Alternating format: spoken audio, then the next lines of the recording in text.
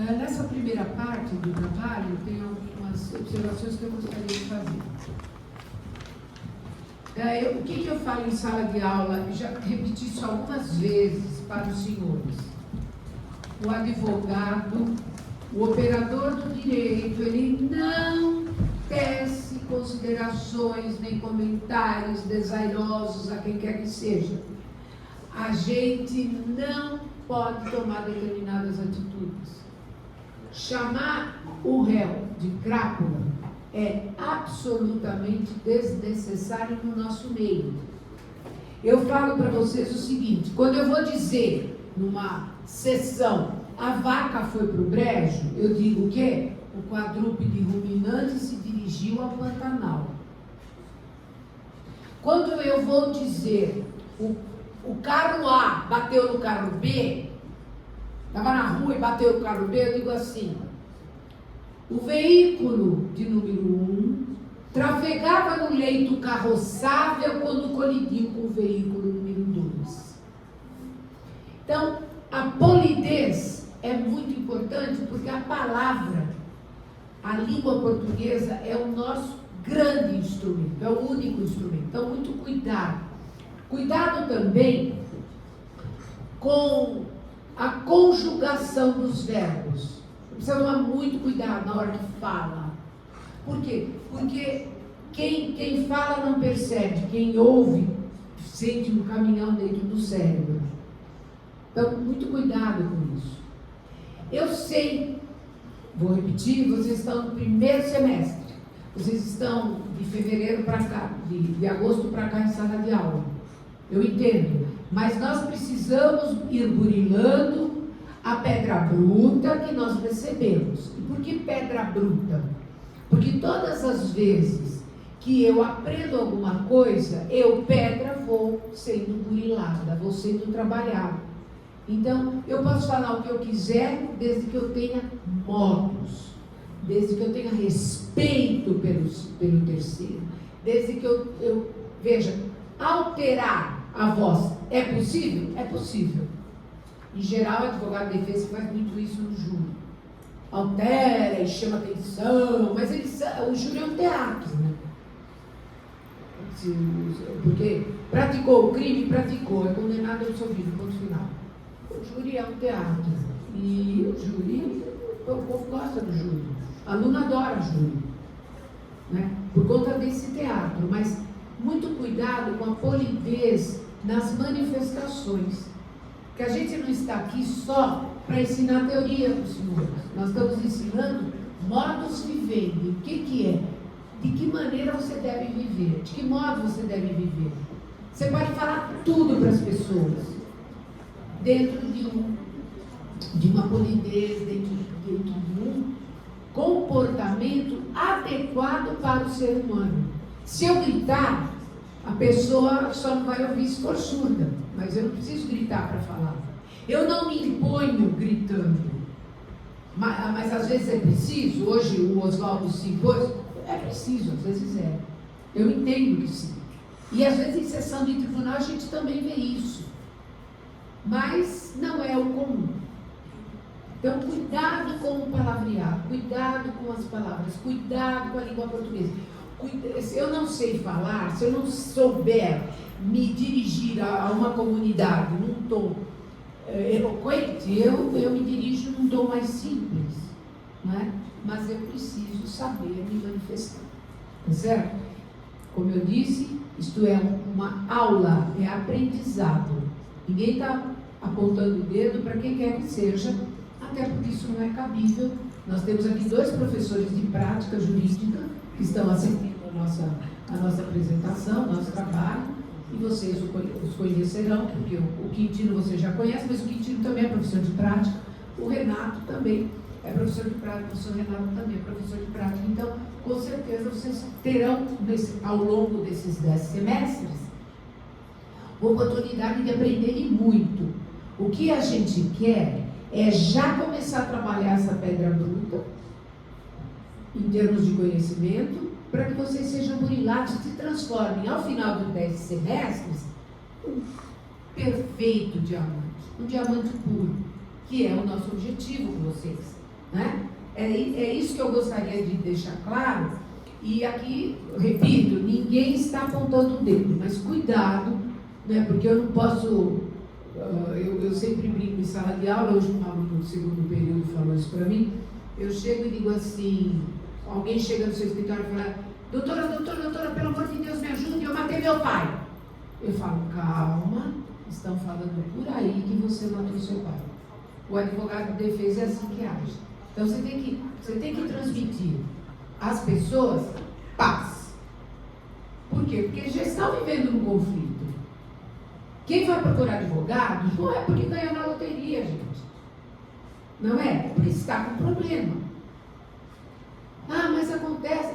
Está com problema. Então, se você também se indispuser com a parte, a mulher vem se separar, fica xingando o marido, não precisa. Não precisa. Você não está julgando. As pessoas querem se divorciar, que se divorciem. É melhor se divorciar do que viver no inferno. O parente morre, tem que fazer o inventário, tem que ter a documentação para fazer o inventário. Ah, mas acontece que eu estou ficando irritado. Mas você tem que me trazer documento, porque senão eu não posso dar entrada no inventário. E assim, sempre assim. Não, o advogado não tem que ficar com raiva da outra parte, porque ele não é parte. Ele está lá para ajudar. Ele não pode tomar partido. Se eu tomar partido, eu vou ser um péssimo profissional. Eu não posso tomar partido, eu tenho que ficar geladinho. Eu sou como aquele pano colocado no meio da sala, que eu jogo uma bola, a bola cai. Eu não posso me envolver, de jeito nenhum. Mas agora vai ter parte envolvida, porque agora nós vamos arrumar confusão. Agora uma turma vai debater com a outra. Hoje, como é nosso último dia de aula praticamente, eu quero deixar aqui o meu maior carinho por vocês. E bronca vocês vão levar até o 10º semestre. Dependendo de mim, vou levar bronca sempre. Assim que eu perceber alguma coisa que eu não concorde, com certeza eu vou falar, tá bom? Mas é sempre no intuito de ensinar. E nunca no intuito de acusar. Porque eu não estou aqui para isso, tá bom? Eu sou educadora e eu estou educando, tá bom?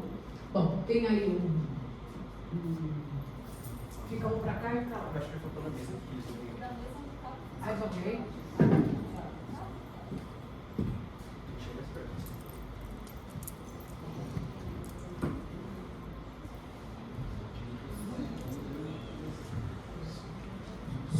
Nós vamos dar início, então. Vou convidar, então, os debatedores. A primeira que vai iniciar vai ser a doutora Cíntia. A doutora vai fazer pergunta a quem? Tem, por gentileza, pode subir. A doutora pode ficar à vontade. Bom dia, excelentíssimos juízes, bancas, amigos, colegas. É um prazer enorme participar deste pequeno júri, algo que foi tão pontual nas nossas vidas. Diante do artigo 23 do Código Penal, ele diz: não há crime quando o agente pratica o fato em estado de necessidade, em legítima defesa. Concluímos então que, diante da proposta lançada por Roger, nós temos aqui uma nova ameaça. Nós não temos aqui a fome, nós não temos aqui a ausência de água. Nós estamos lidando agora com uma pessoa que está entre quatro, dizendo: ei, alguém precisa morrer. Diante desse fato, o que nós temos que levar em conta? O indivíduo valoriza mais a própria vida do que a vida de quem ele quer morto. Neste caso, nós estamos dormindo com o inimigo. Pergunto, senhor juiz, com a presença da legítima defesa como excludente de ilicitude, prova clara e evidente a inexistência do crime, como um juiz se julga sem a devida competência de nos pontuar diante de um ato tão grotesco? Bom dia a todos, bom dia debatedores. Cíntia, muito obrigado. Enfim, respondendo à sua pergunta, Eu não acho certo. Ju é um caso tão grande que já teve 10 vítimas tentando ajudar e colocar mais 5 para morrer também. Eu não acho certo, realmente eu não acho certo. Porém, temos que pensar para o outro lado. Se a vítima pode ter sido um herói, era amigo deles, colega de trabalho, ele pode ter dado a própria vida para ajudar as pessoas. Pois, por isso que eu não coloquei eles para morrer, mas também eu não acho certo o que eles fizeram. Como eu dei a minha opinião, aqui eu acho que você assistiu. E referente à lei, se você pegar o caso, são anos atrás, bem anos atrás mesmo. E eu acho que não era certo citar lei também, principalmente em legítima defesa. E a lei que estava no ano em si, era se alguém matar outra pessoa, vai ter a morte também. Perdoe-me, posso fazer uma réplica? Quando nós falamos em questão de leis, foi muito claro aqui no nosso júri, muito bem pontuado pelo juiz Foster, quando ele disse que a lei ela é levada em conta e há a interpretação. Quando estamos diante de vidas que foram privadas, 30 dias, 32 dias foram privados absolutamente de toda uma sociedade. E aí, como uma autoridade que tem o poder de dizer, vocês sofreram demais, lutaram até o último, e têm o direito, porque já foram punidos. Ou dizer, vocês sim, erraram, tinham que continuar, tinham que racionar, tinham que criar argumentos para sobreviver por 10 anos, sem precisar cometer atrocidade. Como é inaceitável para eu, como um advogado do caso, representante juntamente com o caso, aceitar tal, me perdoe, aceitar tal decisão. Obrigada. Então, no caso, o que aconteceu aqui é que eu tive uma opção de não votar, ou votar contra, ou votar a favor. Eu não sei a sua opinião, se você acha certo matar mais pessoas para ter mais vítimas dentro desse caso. Sim, realmente, eles ficaram 30 dias. Porém, ainda tinha alimento. Você acha certo matar mais pessoas? Ou você não acha que ele foi um herói ou algo do tipo? Eu dei minha opinião, não acho certo matar, mas também não acho certo não julgar eles. Essa é a minha opinião. Obrigado, doutores. Podem se assentar. Eu informo a plateia que os juízes estão respondendo de acordo com o juiz que representou no caso. Então, não pode não representar a opinião deles. Tudo bem? Passa a palavra para a doutora Carol. Gostaria de fazer pergunta aqui? Juiz Arrende. Juiz Arrende, por gentileza, pode assumir a palavra.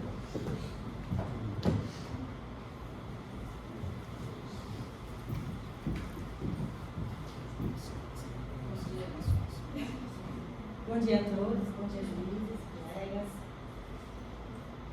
Doutora, qual o instrumento para julgamento?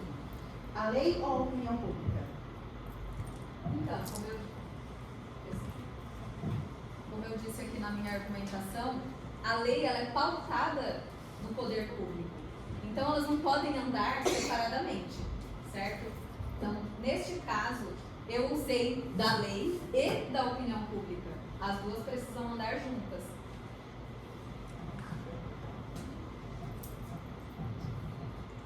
Então, a opinião pública deve ser levada em consideração em decisões judiciais? Sim, por que não? Se a lei ela é feita pela população e para a população, por que não, num caso como esse, usar da opinião pública para o julgamento? Obrigado, doutoras. Pode se assentar. Passo a palavra, então, para a doutora Milena. Doutora, fala a pergunta aqui. Vou fazer a pergunta para o juiz Kim. Juiz Kim, por gentileza. Juiz, desculpa.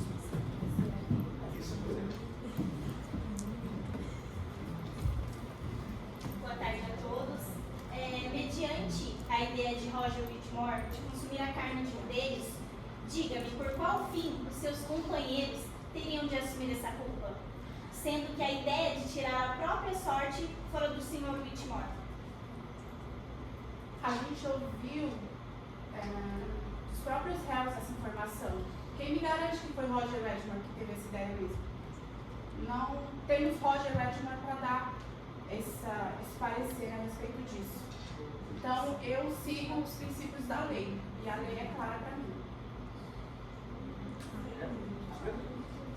Obrigado, doutoras. Passo a palavra ao doutor Felipe. Doutor, gostaria de fazer pergunta aqui? Foster. Doutor Foster, por gentileza.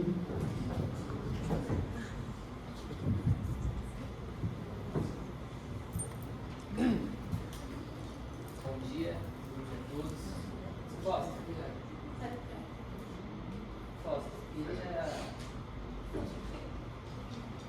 Foster, a minha pergunta é que, seguindo a lógica, que ali se todos estivessem resistido ao máximo, todos não iriam morrer ao mesmo tempo, e sim um primeiro em estado de necessidade por inanição. E, sendo assim, aquele que morresse primeiro poderia servir de alimento para os demais, sem ser um crime, sendo um canibalismo. Mas eles decidiram assassinar para saciar a sua fome. Eles decidiram cometer um crime, o antropofagismo, matar alguém para poder saciar a sua fome. E mesmo diante de um ato cruel, o Senhor não decidiu utilizar a lei, e sim o senso comum. E ainda foi mais além, dizendo que este caso, que os réus, estaria fora da jurisprudência. Por que não utilizar as leis e sim o senso comum? Reafirmo meu voto pela absolvição dos réus, falando que eles nada mais estavam do que em estado irracional e não estavam dentro dos nossos territórios jurídicos. Por isso, eles podem sim cometer aquilo que eles precisaram cometer para salvar a vida deles. Quem em estado racional consegue pensar? Ou quem em estado racional consegue ter a ideia de esperar o outro? Sendo que os médicos já haviam falado que eles morreriam? Não temos afirmativas para dizer o que iria acontecer se os mesmos tivessem chegado aos 32 dias. Mas o que sabemos são dos fatos. E diante dos fatos eu coloco meu posicionamento. Bom, diante de uma visão aristotélica, o homem, uma vez que ele vive em meio da sociedade, ele cria princípios e morais. E eles sabiam e conheciam as leis. E mesmo diante deste conhecimento, eles decidiram tomar uma decisão tão cruel de tirar a vida de alguém para saciar a sua fome. Então eu acredito que eles poderiam pensar mais um pouco antes de tirar a vida de alguém para saciar a sua fome. Como eu disse, não podemos levar a letra da lei ao pé. Não podemos levar a letra ao pé da lei.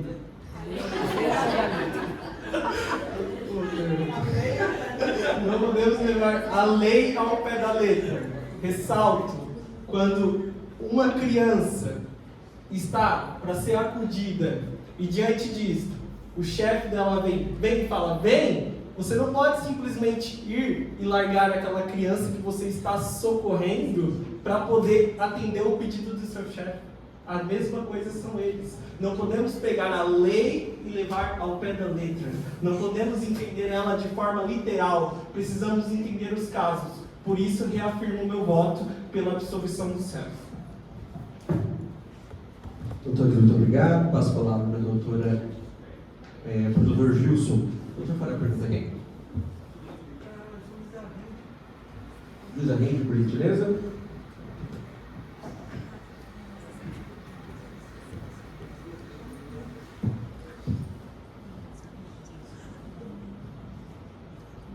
Bom dia a todos. Eu quero saudar os meus amigos debatedores, externar a minha gratidão por este momento e dessa forma também saudar os juízes, vocês que estão na plateia e aos professores e aos convidados também. Estamos diante de um caso extremamente difícil, onde nós temos, de um lado, a lei e temos de outro lado um caso brutal. E a pergunta que eu quero me referir a Vossa Excelência: o presidente deste tribunal propôs um caminho, o qual serve para evitar uma injustiça e ao mesmo tempo preservar a lei. E a pergunta que eu te faço, Vossa Excelência, é: a condenação dos réus não é o melhor caminho para manter a justiça e a preservação da lei neste caso tão cruel?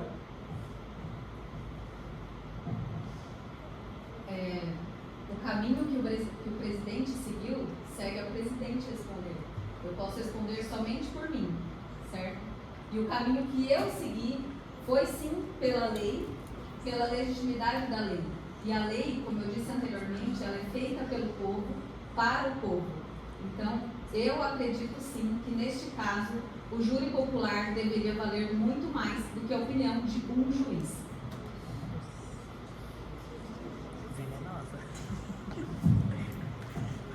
Muito bem. A Vossa Excelência realmente diz que foram as palavras do presidente, mas as palavras das quais a Vossa Excelência também usou. E a senhora fala muito sobre opinião pública, sendo que nesse caso a opinião pública foi a desfavor dos réus, não foi a favor, porque se eles foram condenados em primeira instância, eles foram condenados pelo voto público, o qual a senhora está defendendo. Então eu acho que neste momento há uma contradição na sua fala da opinião pública, sendo que a opinião pública condenou os réus, não absorveu os réus, diferente da sua conduta. Explique isso, por gentileza. Em primeira instância, eles foram condenados pela opinião pública? O senhor tem certeza disso? Não, em primeira instância, eles foram condenados por juízes, certo? Juízes que deveriam defender a opinião pública, mas que não estão defendendo a opinião pública, estão defendendo as suas teorias, o que eles julgam ser certo ou errado. E eu estou aqui para fazer valer a lei sob a opinião pública, somente isso. Obrigada. Doutores, muito obrigado. Passo a palavra para a doutora Juliana. Juliana, a doutora vai fazer pergunta a quem? Posso, doutor, posso por gentileza?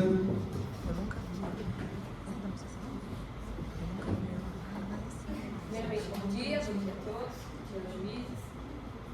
Então, como sabemos, como já foi dito, os exploradores, os biológicos, eles, em algum determinado momento, eles conseguiram entrar em contato com o meio externo. Eles falaram com autoridades religiosas, com médicos, com outros tipos de autoridades. Então, eles tiveram esse contato com o meio externo, conseguiram falar e interagir, mesmo que por um momento. Porque a ligação tinha sido cortada. Eles tiveram acesso entre rádio e televisão. Como você pode dizer que eles estavam alheios ao nosso ordenamento jurídico se eles tiveram esse acesso, se eles conseguiram entrar em contato, eles sabiam as legislações e eles tiveram esse momento de interagir com o meio externo? Obrigado pela pergunta. Nós sabemos sim que eles tiveram contato externamente, mas nós sabemos também que esse contato se desvinculou. E diante disso, a última notícia que eles tiveram é que eles morreriam em poucos dias.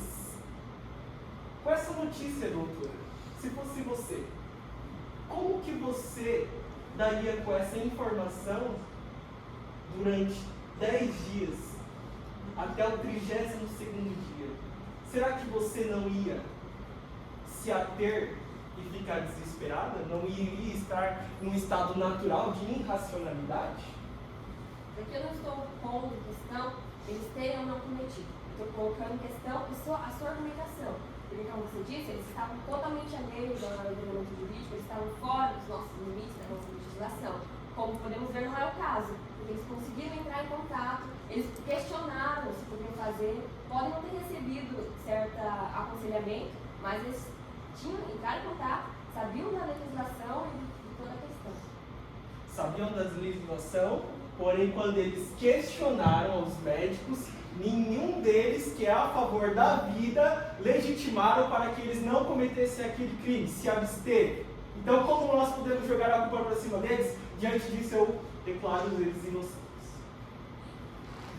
Obrigado, doutores. Passo a palavra para a doutora Kátia. Doutora, faz a pergunta aqui. Kátia, desculpa. Doutora, faz a pergunta aqui. Juiz aqui. Juiz aqui, por gentileza.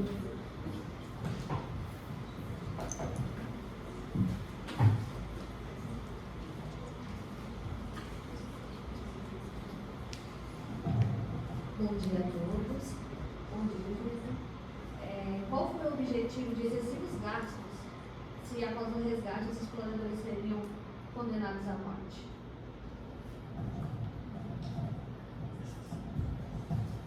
No momento em que houve essa necessidade de custo, a ideia era salvar a todos.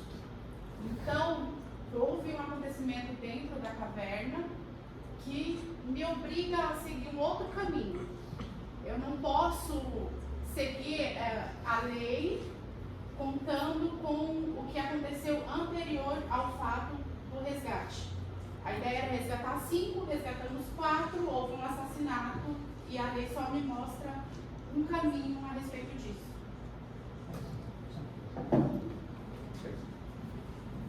Obrigado, doutoras. Doutora Cintia, tem pergunta?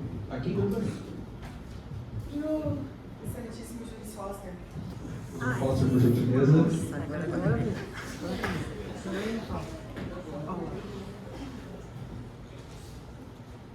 Maravilhosas falas, muitas falácias. Quando dissemos de estado natural, estado da sociedade, muitas falácias, muitas falácias. 20 dias, ausência de alimento, ausência de tudo. Depois 22, 23 dias, alguém morreu. Peraí, se nós pararmos, excelentíssimo juiz, para analisar, quer falar algo? Falácias não, pela ordem. Estamos diante de fatos. Fatos. Fatos interpretados. Perfeito. Perfeito, fatos interpretados. Temos que entender que cometer um crime para corroborar outro seria a mesma coisa, senhores.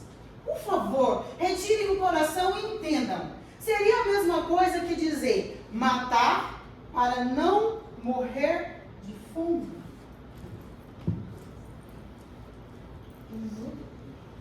Digo, matou em legítima defesa. Matar em legítima defesa. É um caso de condenação ou não? O que a lei nos garante quando ela diz matar em legítima defesa? Ela condena aquele que matou? Não. No entanto, doutora, eu te faço uma pergunta nessa manhã. A senhora é mãe? Se a sua filha estivesse naquele local há 20 dias, passando fome, lembrando que uma criança tem resistência menor do que uma adulta, você mataria para defender a sua filha? Sim. Mataria? Sim. Passa. Quando falamos em questão de interpretação de leis, existem 2 pontos. A interpretação do meritíssimo juiz é incrível. A minha interpretação vai em contramão.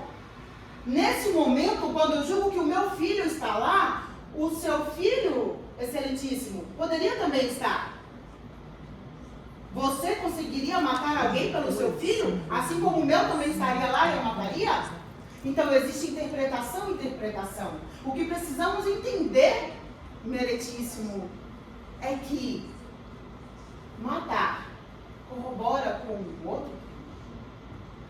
Então, a partir do momento que houve uma morte, houve um crime. Independe de situações, porque quando eu digo que existia o meu filho, eu digo que existia o seu filho, que existia o seu filho, que existia o seu filho e que existia o seu filho. Logo, exonera-se o argumento. Exonerando-se o argumento, nada mais temos do que a lei. Se você mata, você terá que pagar por aquilo que você cometeu, certo? como a senhora quer defender que esses homens sejam condenados em um estado de natureza? Redundância, meritíssimo. Estou com a palavra. Como a senhora quer defender esses homens em estado de natureza? Eu te faço essa pergunta. Fique com ela na sua cabeça, para que você possa pensar um pouquinho. Obrigado a todos. Carol, doutora, para a pergunta aqui. Tudo bem? Tudo bem, por gentileza, doutor Francisco.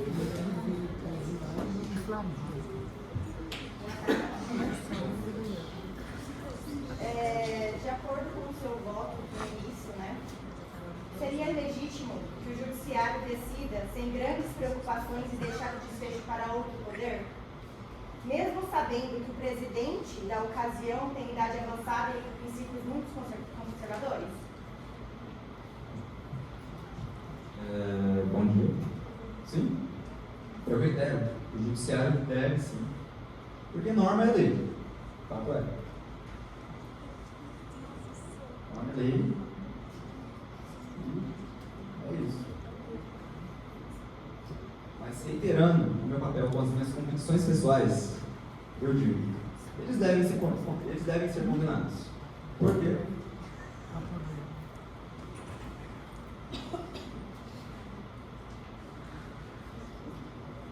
A norma deve ser seguida a todo custo. Obrigado, doutores. Passo a palavra para o doutor Felipe. Não, doutor também? Rente. Luiz Rente.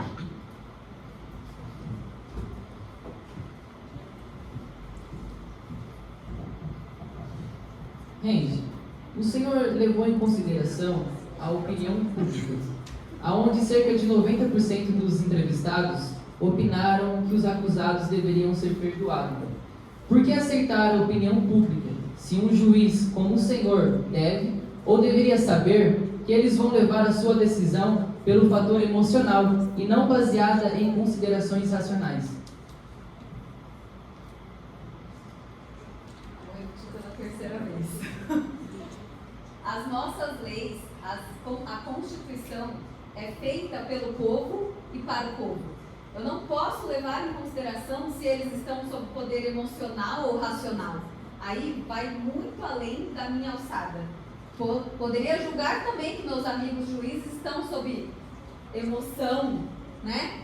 Então, julgar isso é um fato muito abstrato. O fato é que o poder público e a opinião pública devem ser levados em conta. E a senhora acha certo julgar um ato tão cruel desse com a emoção, sendo assim? Eu não estou aqui para dar a minha opinião particular. Não devo falar se acho certo ou não. Estou aqui como representante de leis e da população. Obrigado, doutores. Passo a palavra, então, para o doutor Gilson para a pergunta. Quem pergunta? Resposta, serviço, posso, por favor?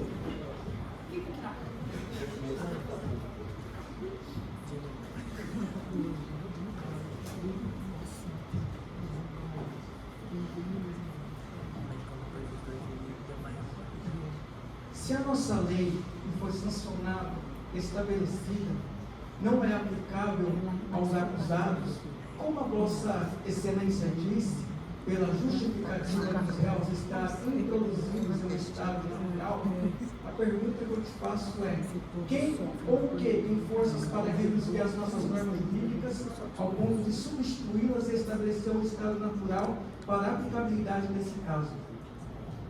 Quem ou o que pode reduzir as nossas forças jurídicas?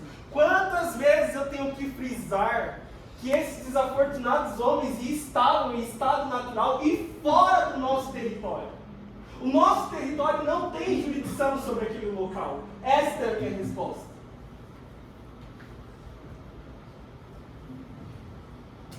A vossa excelência está equivocada, porque eles não estavam no estado natural. Eles estavam sob as nossas jurisdições. sobre as nossas responsabilidades de Estado. Então, eventualmente acontece uma outra situação ou um outro caso de complexidade igual a este. Então vai se usar outros termos, meios ultrapassados que já não fazem mais parte da nossa rotina e do nosso cotidiano. Então, cada vez que tiver um caso dessa magnitude, ao invés de nós estabelecermos e usarmos as nossas leis vigentes, então vamos retroceder para outros parâmetros, para a aplicação de normas e da lei? Sua colocação é muito boa e isso me faz refletir. Se eles estavam em um Estado de Direito, onde as nossas leis deveriam ser aplicadas, temos por conhecimento que quem deveria ser acusado deveria ser os engenheiros, os arquitetos, os policiais e os médicos que estavam do lado de fora, que quando os exploradores de caverna questionaram sobre esta ideia de levar a vida de um, privar a vida de um, não foram respondidos.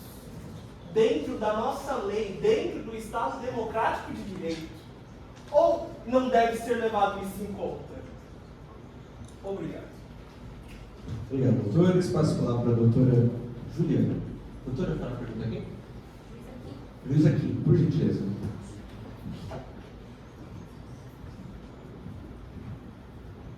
Doutora frisou bastante a questão de aplicar a lei, segundo a lei também, literalmente. Mas você acha que é realmente possível julgar casos, aplicar assim, sem intervenção, sem influência do moralismo pessoal, de suas próprias concepções, sem interpretações, assim, além da lei também? Meu juramento, como juíza, é em virtude de aplicar a lei. Os meus conceitos morais não importam nesse tipo de caso e situação. Por isso que eu friso novamente que eu vou em direção ao caminho que a lei leva. Mas não há abertura para a interpretação da lei, caso a caso? Somente a lei também? Sim. Obrigado, doutoras. Passo a palavra para a última pergunta, doutora Catiana. Doutora, vai fazer a pergunta aqui? Aqui também. Aqui, doutora. Doutor,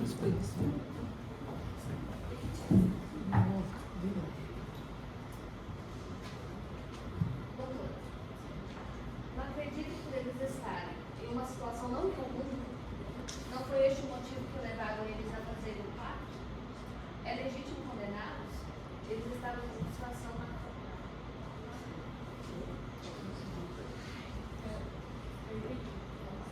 Se é legítimo condená-los, se eles satisfação natural, por eles terem feito o pacto. Este pacto é apenas informativo. Não existe documento que me garante que houve pacto. Eu não sei te dizer se a morte de Roger Wedgman foi feita da forma com que eles me disseram que foi feita. Então eu não consigo seguir um outro caminho se não condenar os réus pelo crime, visto que entraram 5 e saíram 4. Doutora, você tinha que pedir a palavra? Doutora, vai fazer a pergunta? Doutora, para a juíza aqui? Aqui. Doutora, pergunta, beleza?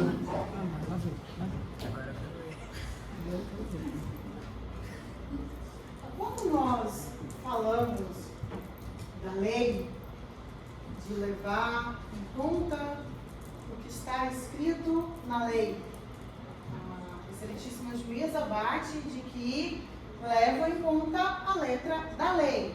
Ponto.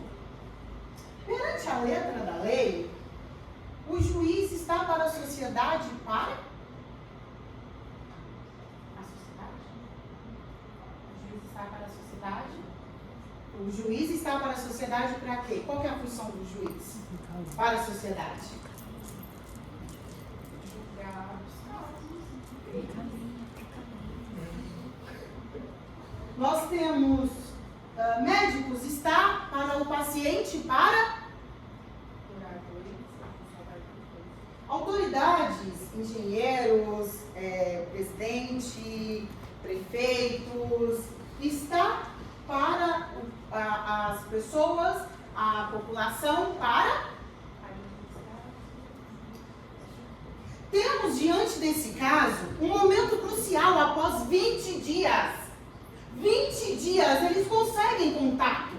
Nesse momento desesperador, lá fora tem todas essas pessoas que a excelentíssima juíza acabou de caracterizar e pontuar que estão para cuidar da população. Nesse momento eles têm esse contato. E não existe o apoio. Nem diz que sim, nem que não. Simplesmente vocês têm mais 10 dias, se vira. Ainda tem um médico que vai além e diz, não, vocês não irão sobreviver. Diante de tal realidade crucial,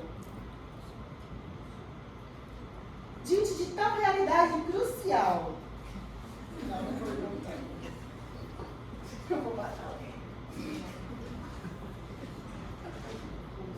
Diante de tal realidade crucial, podemos pontuar que, se não houvesse a morte de Roger e todos estivessem mortos no momento em que retirou da caverna, todo o Estado seria condenado pela ausência de Deus.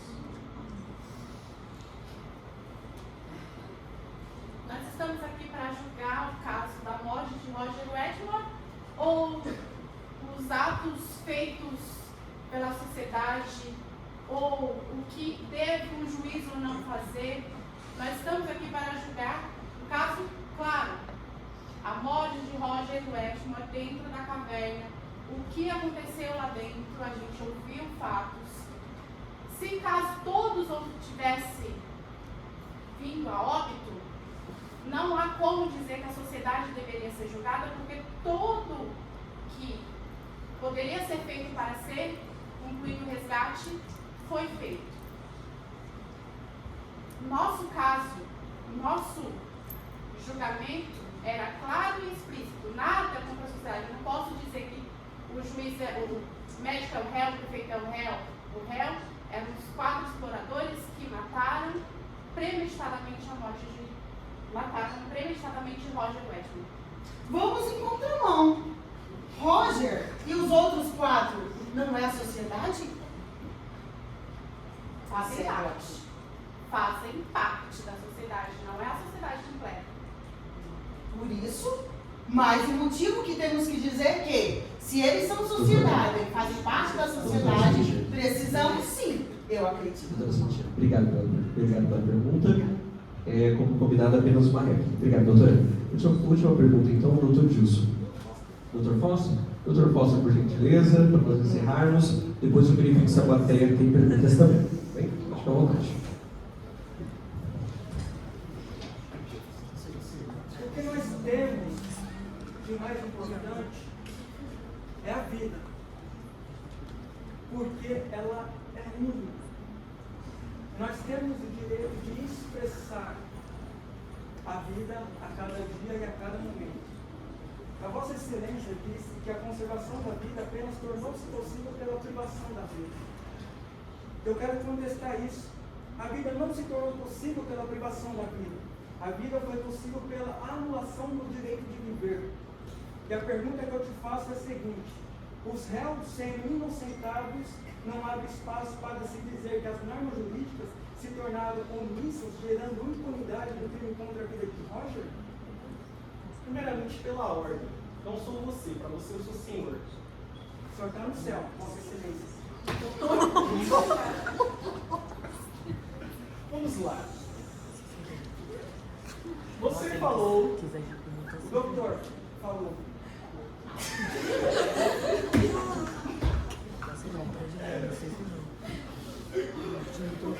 O doutor falou que pela vida nós temos o bem mais precioso. Um discurso romantizado. Um discurso onde ele coloca a vida no nosso centro do ordenamento jurídico. É lindo de se falar sobre a vida.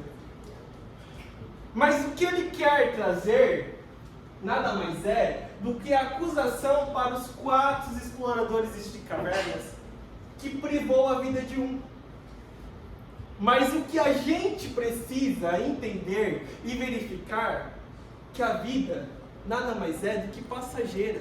Parece frio no meu discurso, mas precisamos entender que 10 pessoas morreram para salvar a vida de 5. 10 pessoas morreram, sendo engenheiros, médicos, arquitetos. Será mesmo que eles não sabiam do risco que eles corriam? Será mesmo que a sociedade não colocou a vida deles em primeiro lugar, como ele quer colocar a de Roger Waters? Bom, talvez eu não tenha sido claro o suficiente, porque a Vossa Excelência rodeou e acabou não respondendo a pergunta que eu fiz. A questão não é de romantizar a vida, porque a vida é concreta até que ela se cura. Mas eu vou repetir novamente a pergunta para ver se dessa vez eu consigo ser claro, para que a Vossa Excelência consiga responder a minha pergunta. Os réus sendo inocentados, neste caso, não abre espaço para se dizer que as normas jurídicas se tornaram omissas, gerando impunidade no crime contra a vida de Roger? Não. Isso basta. Obrigado, doutores. Verifica a plateia, tem alguma pergunta? Não? Não havendo, então, eu encerro então os debates. Eu agradeço a presença, passar a palavra para a doutora Maria Lourdes. Aí sua mãe é bronca.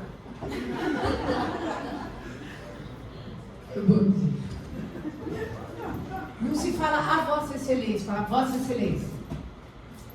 Não é a vossa. Vossa Excelência, perdoe-me, Vossa Excelência, sempre no feminino. Né? Vossa Excelência está equivocada e não está equivocado, mesmo que seja homem. Tá bom? Mas é o seguinte, vocês perceberam que tem gente que nasce com um espírito de contradição, a Cíntia é uma, o Oswaldo é outra e tal.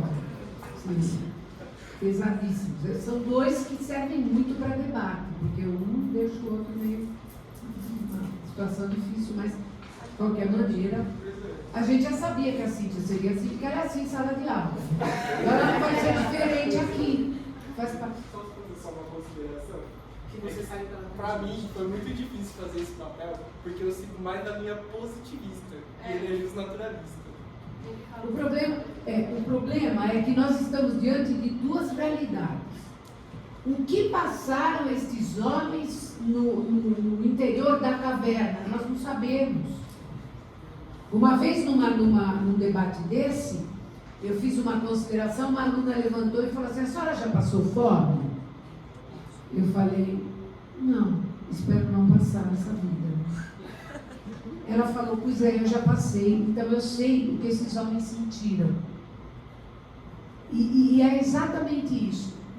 No interior da caverna, é quem chora mais, quem pode mais chorar menos.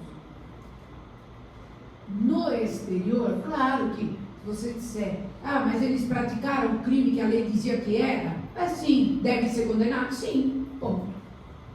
Mas essa forma legalista de ser é uma forma muito tranquila. Eu falo que aplicar Kelsen é muito fácil, né? É assim, aquele que prive a vida do outro será punido com a morte, ponto final.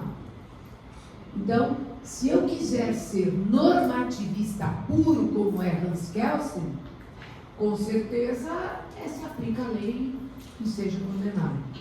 Agora, e do outro lado, será que eles queriam realmente que o governo morresse? A sorte foi adversa para o falecido, não é para o Roger Wedgwood. Foi contrário àquilo que ele programou. Mas isso tudo foi montado por um professor da Universidade de Harvard, na disciplina de propedêutica jurídica, de introdução ao estudo do direito, para montar realmente uma situação que faz o aluno pensar. E se eu estivesse do outro lado? E se eu estivesse desse lado? Como é que fica? Então, no direito, nós precisamos tomar muito cuidado. É óbvio que você vai defender a pessoa que lhe procura. Mas que argumentos você vai ter? Tirando a questão do direito penal, às vezes é melhor a gente entrar num acordo. Não é? Se estivéssemos diante de uma questão de natureza civil, é melhor entrarmos num acordo. Por quê? Porque nós acomodamos as partes. Quando eu faço alguma audiência e o cliente fala, faço acordo, eu digo, veja, a posição sim ou não é sua, mas o acordo é um problema que você resolve aqui. E o julgamento, você sabe o que o juiz vai julgar? Não. Eu e o Renato estamos diante de uma situação que hoje a gente vai ter uma audiência complicadíssima. E a gente não sabe o que vai acontecer. Nunca você sabe. No nosso caso não dá muito para discutir, porque é uma questão de família, né? E penal também. Mas, no fundo, todas as vezes que pudermos acomodar, compor as partes, é melhor do que brigar. Você vai brigar 20 anos. Você sabe o que vai ser julgado? Não. Você sabe quem vai julgar? Não. Você sabe se o juiz é altamente legalista ou se positivista, como o Oswaldo coloca, ou ele vai tentar acomodar a situação, vai tentar entender que pode ser julgado o caso pela analogia, costumes, princípios gerais de direito, porque ele entende que a legislação não contempla aquilo que efetivamente ele está diante da sua mão, dos seus olhos para ser julgado. Precisa tomar cuidado com isso. Mas veja, o combate no curso de Direito é muito importante. Essa forma incisiva de se manifestar, de falar, e isso a gente vai ter que levar para o resto da vida. Não sejam conformistas. Um dia, um juiz veio fazer uma palestra aqui na Universidade de Mogi das Cruzes, hoje ele é desembargador, doutor Daniel Guimarães, nós trabalhamos muito com ele. Ele dizia o seguinte: eu fui advogado 15 anos, ele disse, antes de entrar na magistratura, e eu aprendi que ser advogado é não se conformar com aquilo que se apresentou aos seus olhos. Então, é claro que eu não posso falar, eu não me conformo com a lei, não existe isso. Eu não aceito a lei, não existe isso. Mas, diante de uma situação, você não se conforma, é por isso que você tem vários meios de reformar uma decisão judicial. É por isso, esse combate que nós temos no nosso sangue faz com que cresçamos. Às vezes a gente até perde o processo, mas a gente tentou ganhar, a gente arriscou ganhar. Quem perde, na verdade, não é o advogado, é a parte. Mas o advogado tem a obrigação de defender o seu cliente com unhas e dentes até o fim, com sangue. É isso que nós precisamos. Agora, perder faz parte do jogo, faz parte. Eu agradeço a presença dos senhores, os trabalhos do Ricardo vai receber, porque eu preciso corrigir, porque a gente tem poucos dias aí para lançar nota, né? Por isso que hoje a gente veio, não deixou para semana que vem, porque semana que vem seria muito complicado. Eu agradeço a vocês novamente essa oportunidade que a universidade me deu de ser professora de vocês, que eu gostei muito, muito, muito. E espero que vocês continuem com essa maneira combativa, com essa maneira inteligente de... Só que é o seguinte, depois que a gente briga aqui, a gente sai e vai tomar um cafezinho, né? Senão o advogado vai ficar de mal, ou vai virar inimigo da parte adversa, aí não adianta nada, né? Quer dizer, eu vou brigar com meio mundo, né? Imagine eu que tenho tantos anos de advocacia, se eu for brigar com todo mundo que eu já advoguei de forma contrária, do outro lado, vai ser difícil.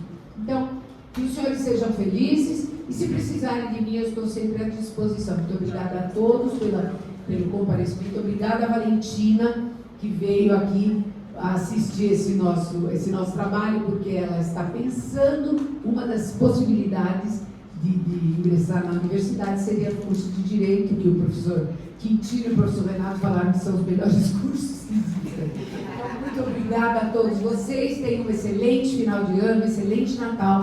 Que Deus os abençoe e os ilumine. Pois não? Posso tirar só uma dúvida em relação a tudo? Pode. Agora? Não, é para ela mesma, é direcionada. Eu pulei. O artigo 45. Ô, chefe, você não falou nada hoje. No artigo 45 do CPC, diz em relação à suspeição do juiz, em caso ele interessado no julgamento do processo em favor de alguma das partes. Sim. O presidente, ele direcionou o pensamento dele à absolvição do executivo. Não seria considerado ele suspeito? Você tá abordando aqui processo civil, né? E nós estamos tendo processo penal. Tá bom? Mas tudo bem. Veja, ninguém pode pender. O juiz é uma pessoa, né, que representa o Estado e não pode pender para um lado, pender para o outro, pender para absolvição.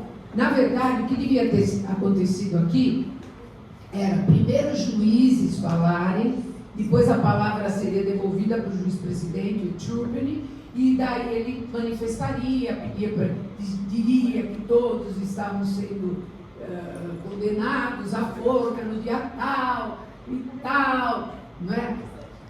Oi? É o 255, professor. Não, mas você falou do processo civil. Do CPP. É diferente. Mas cabe ou não? Peraí, cabe o quê? A suspeição do juiz. Mas você vai levantar a suspeição do juiz? Quais são os casos de suspeição? Se ele tem interesse na causa... Porque ele direcionou o raciocínio à primeira instância, julgamento da primeira instância... Mas ele manifestou interesse na causa? Sim, no livro sim. Consta aqui no livro. Só um minuto. Não concordo. Ele direcionou? Tá certo. Digamos, perdão, Vai aí, Natal. Aqui, olha lá. Eles negaram o provimento ao recurso. Negaram, é. Só que foi 2-2. O quê? 2-2. E o presidente desempatou. Porque houve abstenção de uma. Na verdade, aparece no livro empate. No livro aparece empate. É impossível haver empate. É o que eu pensei aqui. É impossível haver empate. Por quê? Como é que vai haver empate? Então, se metade vai ficar na cadeia, metade ficar fora? Mata só metade. Mata só metade. Entendeu? E por que o autor do livro escreveu isso? Para trazer esse tipo de problema hoje. Professora, Oi. no caso, o presidente, ele desempatou, né? Teoricamente ele desempatou. Na verdade, sabe por que ele não desempatou? Ele não desempatou, sabe por quê? O Tati não votou. Ele se omitiu. Ele falou que houve empate e aí ele concordou com a decisão anterior. Tá bom. Quantos juízes eram? Sim. Um não votou. Então, 4. Teve empate, sim. Mas o presidente falou que a decisão... Mas não é verdade. Presta atenção, não é verdade. Não é para a gente discutir mesmo. Ele começou a levar ele para o papel. Devia matar metade. Veja só. Presta atenção. Por que às vezes em julgamento no tribunal fala assim, vem o juiz relator e o juiz revisor? E o juiz presidente, sempre em número ímpar.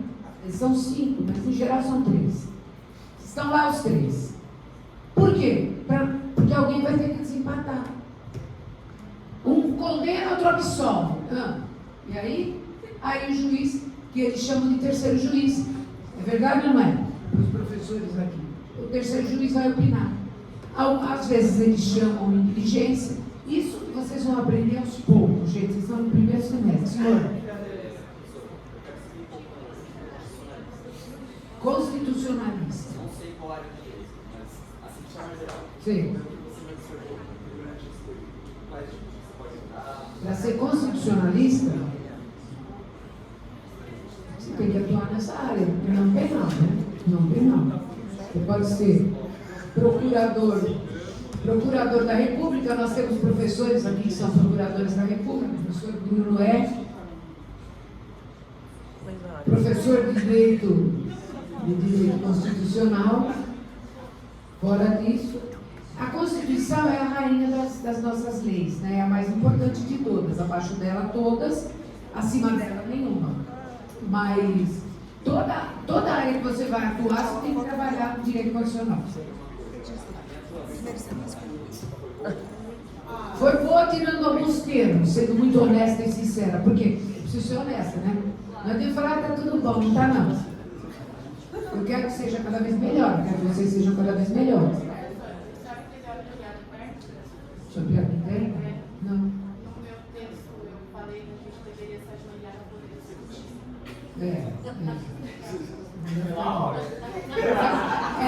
Eu vi algumas coisas que eu não concordei, mas como foi o trabalho de vocês, eu fiquei quieta. Mas é porque eu quis fazer referência a você. Eu fiz uma piada na sala. Horrível da garota. Já tá me Você se referiu a mim dessa forma? Eu sou o quê? Porque você fala que você manda na sala. Eu que mando, mas eu mando. É verdade. Quem é? Olha aqui. Eu mando e vocês obedecem. Democraticamente. Democraticamente. Não Bolsonaro. Assim, eu mando e vocês obedecem. Ponto final. É assim. Quem manda aqui sou eu. Ontem eu tive uma apresentação, participei de bancas de TCC aqui no final do curso, e uma menina, o trabalho dela estava bom, ela ia falar, uma aluna de nono período, hein? Ia falar, ela não sabe. Aí eu falei para ela, terminando a apresentação, eu falei para ela, faça o seguinte, quando você está aqui na frente, eu ouvi isso de uma professora do doutorado, quando você está aqui na frente, você é a rainha da festa. Então, brilhe no que você puder. Porque depois que você está no meio da multidão, você deixa de brilhar. Então, quando você está aqui, brilhe. E por que eu tento mostrar isso para você? Porque é claro que a gente... Quantas vezes nós não entramos em sala de aula? Os professores sabem bem o que eu estou falando. A gente entra em sala de aula inseguro. Principalmente no início da carreira. Que eu já tenho décadas aí, então eu entro numa muito boa, mas... Como é que é? O primeiro dia é terrível. O primeiro dia é terrível, porque eu olhava para as pessoas e achava que eles estavam me acusando. Eu falava, meu Deus, será que eu estou falando bobagem? Olhava e percebia. Será que eles perceberam que eu estou com medo? Será que eles perceberam que eu estou com medo? Então, isso é normal. Mas quando você está aqui, seja a rainha da festa. Então eu falei para ela, ninguém sabe mais do trabalho do que você. Então, o que você escreveu? Fale agora. Pegue uma anotaçãozinha e fale. Não precisa ter medo, porque o medo, eu percebi que o raciocínio dela ficou absolutamente travado, porque ela não conseguia se apresentar. Então, venham, se apresentem, façam trabalho, eu peço muito trabalho, chamo vocês em sala de aula, mas isso é para treinar mesmo, porque é uma forma de liberar comportamento. Vamos liberar, libera geral. Falou bobagem, o professor dá uma chumbada que nem eu dei, mas depois é melhor, a gente fica amiguinho. Tudo bem?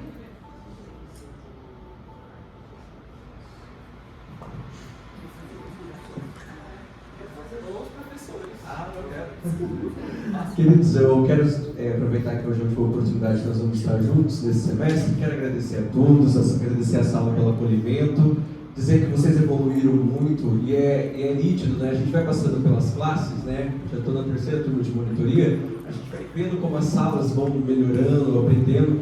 Esses últimos ensaios nossos foram incríveis, né? Então, muito além do ensaio, a gente aprendeu junto, a gente conversou, a sala como um todo. Então, eu quero agradecer a vocês pelo acolhimento, dizer que eu aprendi muito com vocês, espero que eu possa ter ensinado algo também e dizer que o que vocês precisarem, estou à disposição. Tá bom? Obrigado, gente.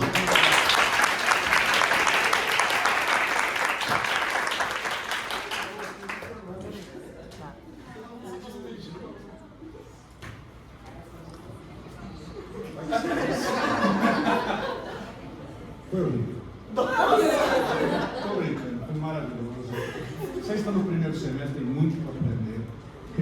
professora correta para isso. É uma classe brilhante, adorei dar aula para vocês.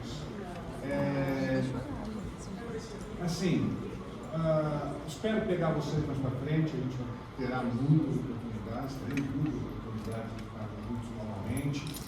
E agradecer a paciência de vocês também. A disciplina que eu fiz é muito árida, não é prática, e vocês conseguiram se livrar dela com maestria.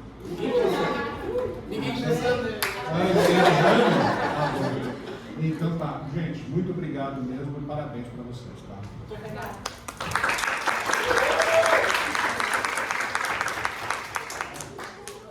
Renatão Fulgo Carrasco. Espero vocês no nono e no 10. Se eu estiver aqui, vocês são mascados. Já avisando logo. Já avisei que são 30 peças aí, professor. Até lá vai umas 300. Aí, ó. O povo já chega no sétimo assim e já fala, pelo amor de Deus, vou ter aquele professor que passa assim, trocentas mil peças, é verdade. O Renatão foi meu aluno, meu monitor, foi estagiário do SAG e hoje é professor aqui. E aí eu falo para vocês o seguinte, e eu falo isso para os meus alunos, o momento de errar é aqui. Por quê? Porque aqui nós vamos corrigir vocês. Porque a vida não corrige, ela vai corrigir vocês muitas vezes. Então, vocês estão de parabéns pelo que apresentaram, tá? E aquilo, gente, direito é uma coisa fantástica. Eu amo direito, tem hora que eu odeio. Aliás, eu não vou nem falar o que eu odeio, que eu né? Eu critico também. Mas eu sou contra muitas situações do sistema, né? Sou meio assim, rebelde em relação a certas coisas, mas assim com razão também, né? Não é sem razão. Agora, o que vocês têm que ter em mente é o seguinte: o estudo é contínuo, é a vida inteira estudando, e vocês vão cair muitas vezes, várias vezes ao chão, mas permanecer no chão é opcional. Você pode levantar várias vezes a cabeça e falar assim: eu errei, mas eu vou na próxima. Tentei acertar. Eu tentei acertar. Agora, pior é aquele que não tenta nem lutar. Então, é o pior covarde que tem. Tá? Então, parabéns a todos e que vocês sigam e trilhem o caminho de vocês. Outra coisa que eu queria falar, agradecer muito o Ricardo, que sem ele não haveria possibilidade de nós trabalharmos dessa forma. Certo, Ricardo? Fica ensaiando, fica brigando com vocês, fica colocando a situação, tem que ser assim, tem que ser assado, porque não sei o quê. Então, o Ricardo é uma peça primordial, né? Como monitor de cadeira, como aluno exemplar, porque ele é um aluno muito bom, e é uma pessoa extremamente envolvida com o curso de Direito. Tanto que ele é, hoje, estagiário da magistratura, e ele fala assim para mim, isso me dá um grande orgulho, né? Ele diz assim, fala, você quer ser magistrado, Ricardo? Eu disse, não, eu quero ser advogado.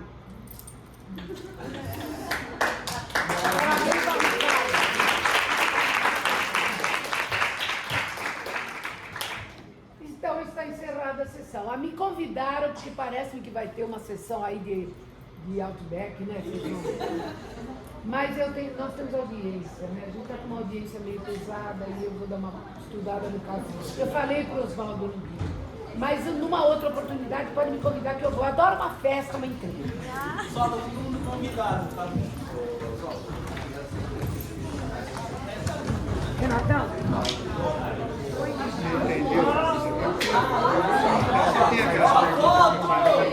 Só da sala dessa pra gente tirar foto todo mundo junto, aproveitar aqui.